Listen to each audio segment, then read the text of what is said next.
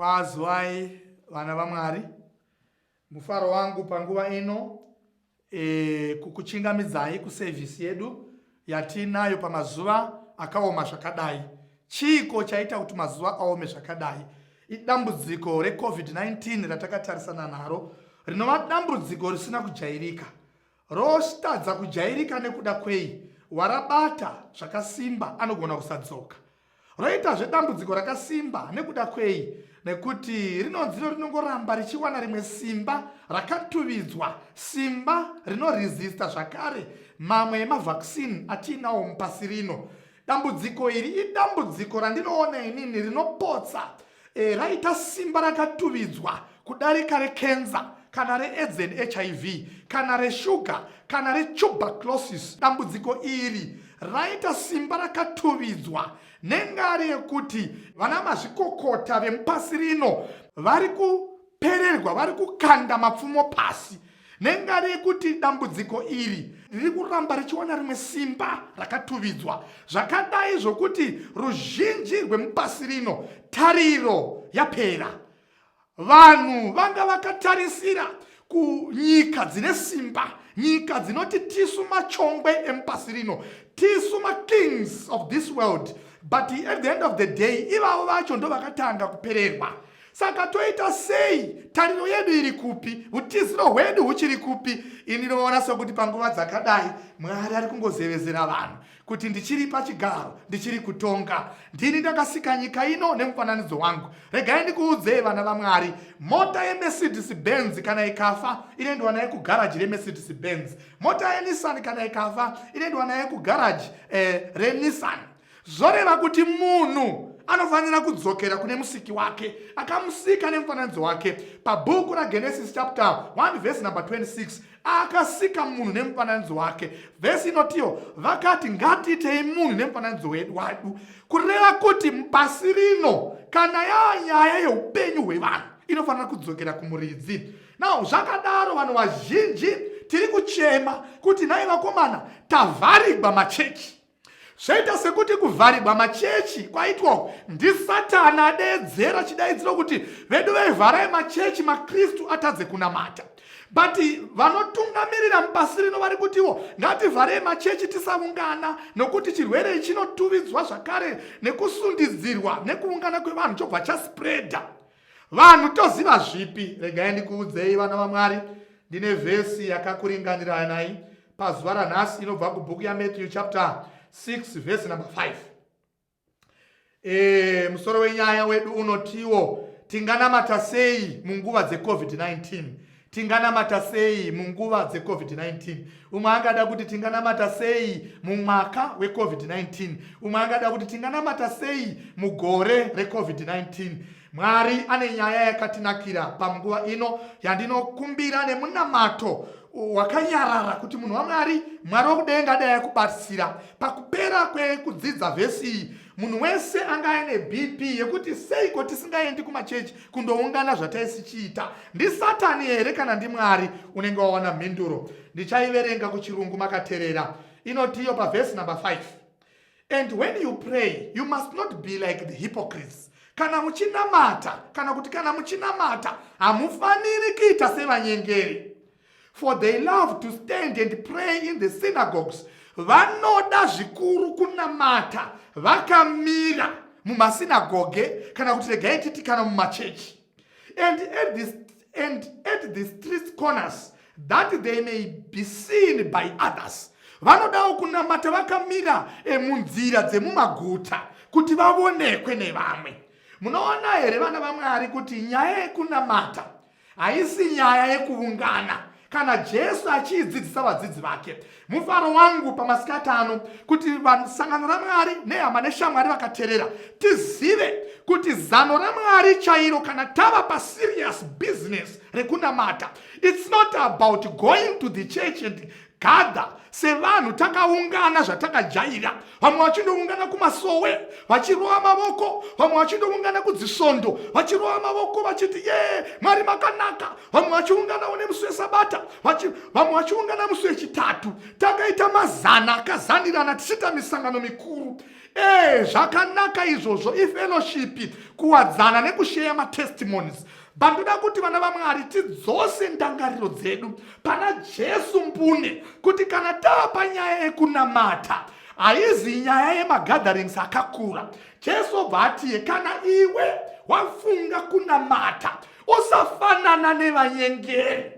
Right now ndiri kutaura kudai, vazhinji vari kuchemera kudzokera kumachechi, ukavacherechedza kumachechi kwacho havanamati, vanoda kundoonekwa zvipfeko, nokuti mazuva ano hapana ari kuona suti yake yakanaka. Vamwe vanoda kundoonekwa motikari dzavakatenga dzakanaka, vamwe vanoda kundoonekwa mafuta, vamwe vanoda kundoonekwa madreads, vamwe vanoda kutoinda kuchechi chaiko chaiko, kuita sekuti kusocial, kundosangana nevasikana vavanofungawo kuti vanogona kuroora zvimwe chete nevasikana. Saka nyaya yekunamata chaiyo chaiyo haizi yekuungana.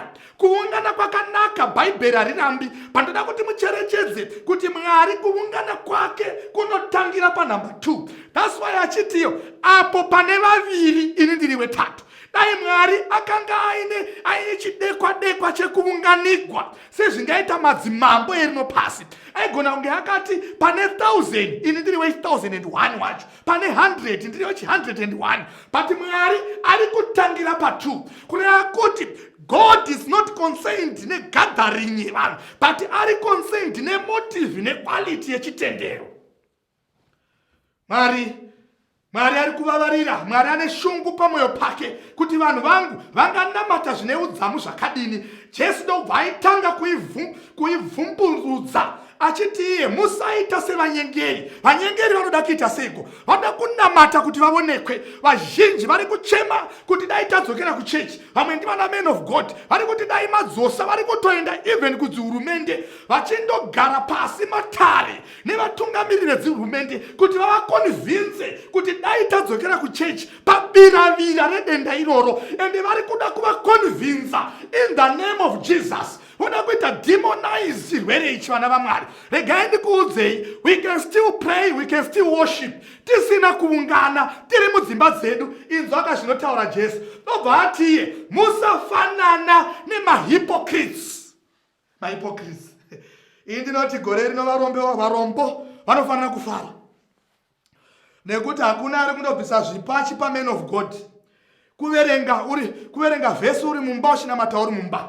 Mwari ari kuisa murusero achibvisa mahypocrites. Zvikasinzi vanoda kunamata kuti vaonekwe.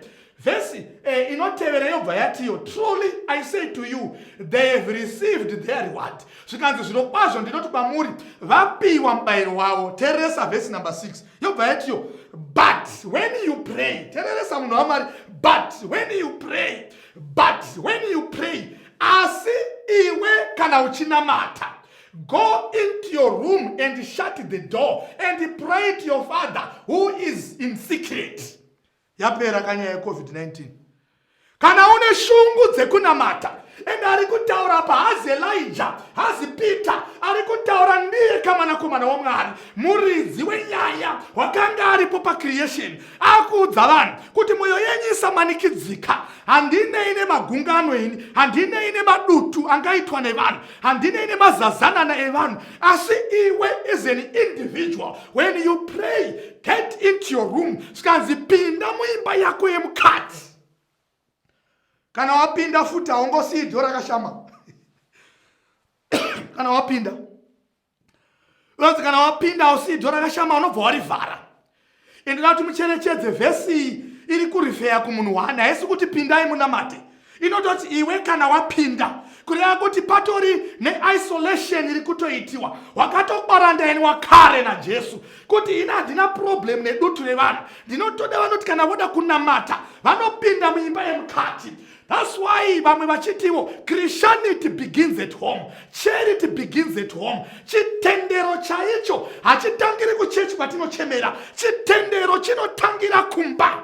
Vese vanoenda kuchechi vanofanira kutobva kudzimba dzavo vachinhuhwa chitendero, vachinhuhwa minamato. Vanofanira kuenda kuchechi minamato yavo yakatopindurwa. Kuchechi ndekwekundoshare matestimonies kuti Mwari akandiitira zvakanaka pandakamunamata ndiri ndega. Zvino vazhinji vedu kunyanyanyanya vanoti tinonamata vakatokanda mabhaibheri mumuseum, vakakanda mahymn books pasi, vakakanda magitare pasi, vachiti takamirira chidaidziro chekuti machechi avhurwa. Rega ndikutaurire munhu waMwari, hauzi muKristu, haunamati.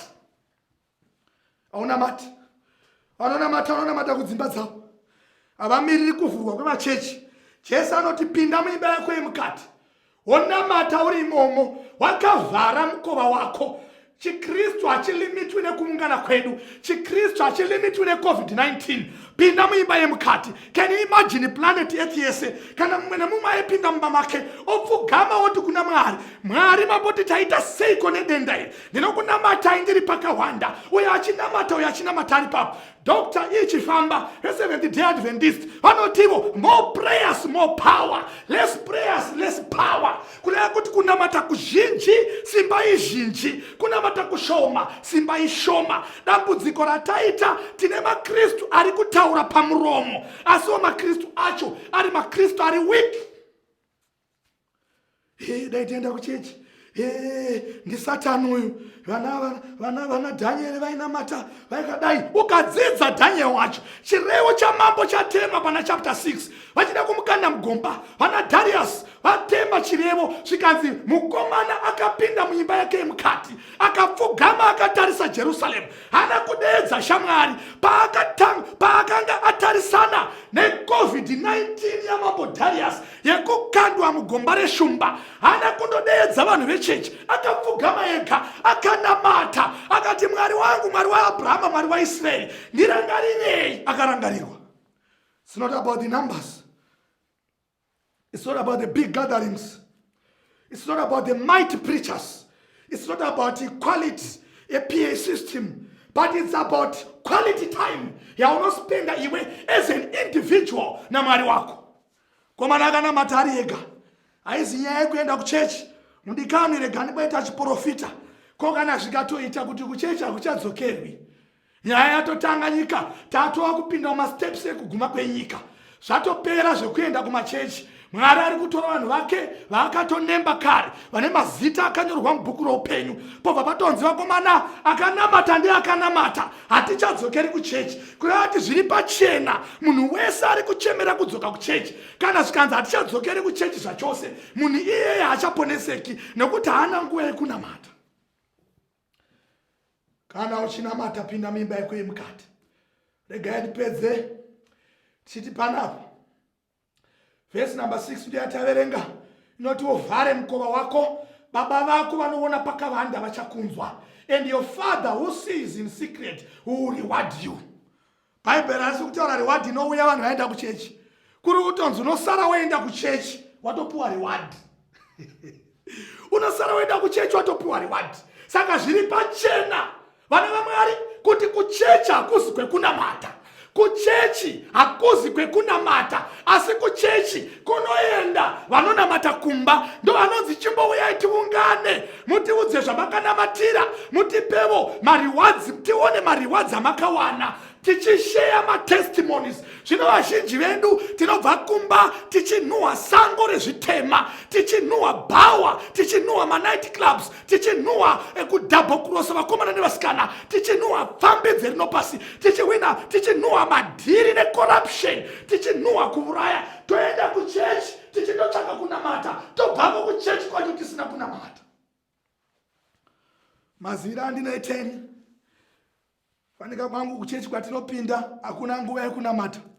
As an individual hauna nguva yekuva ne personal interaction nemusiki wako, nokuti tichisvika makuseni kunodeedzegwa chidzidzo chevabati, tovhurira nemunamato tochivharira. Tobvapo toenda kuSabbath school toivhurira toivharira. Tobvapo toenda kudivine service toivhurira toivharira. Tobvapo toenda kuafternoon lesson toivhurira toivharira. Tobvapo toenda kuvespers toivhurira toivharira. Tobva tati ngasangane sabata rinotevera. Wobva wavhunzwa mubvunzo, iwe unoti unonamata, ndepapi pawanamata? Nakuti kuchechi kwandinoenda kuvhurira maprograms nekuvharira. Ndo zvatiri kuchemera kuti dai machechi adzoka tandovhurira nekuvharira. Yeti Mwari hasi kutsvaka vanovhurira nekuvharira, ari kutsvaka vanomunamata mumweya nemuzokwadi. With or without church, they will remain Christians. vanomira saShadrach naMeshach naAbednego. Vakomana vanomira, vanhu vese vachiwira pasi vachinamata, gungano richinamata. Ivo vanosara vari 3, asi yaiti vachechi yakakwana. Ivo unoda kuungana negungano. Zvikanzi nevakomana, kunyange Mwari akasatirwira, with or without God, ropa redu iri rinonhuhwa chiHebheru. Hatigoni kurarama zvisina Mwari mukati.